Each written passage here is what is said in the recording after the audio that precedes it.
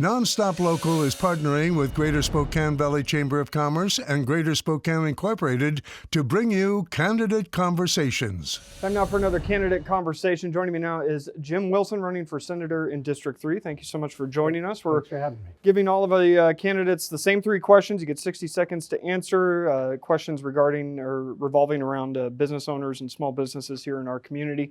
We'll start with inflation, regulation, small business taxes. Do you think that government should be doing more or less to be helping small businesses in our community? Both.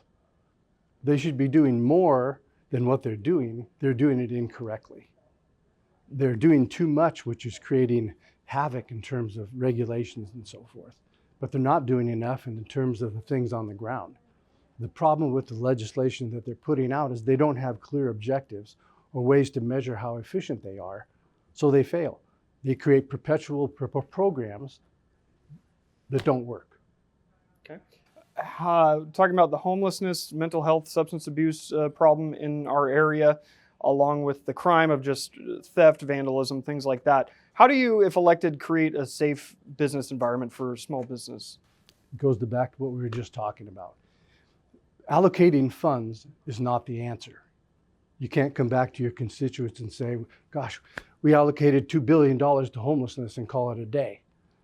The programs that they're setting up don't have an adequate objective. The objective is not to see how many people we can house.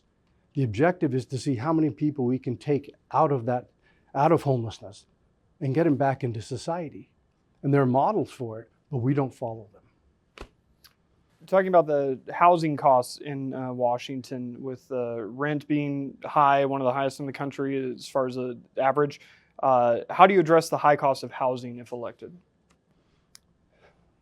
New construction is not going to be affordable housing.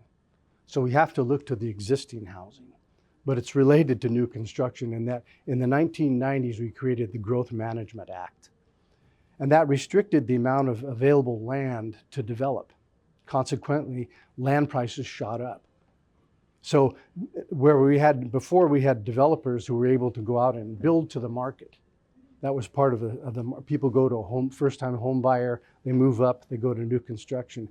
You take that part out of the equation and you have what we have today.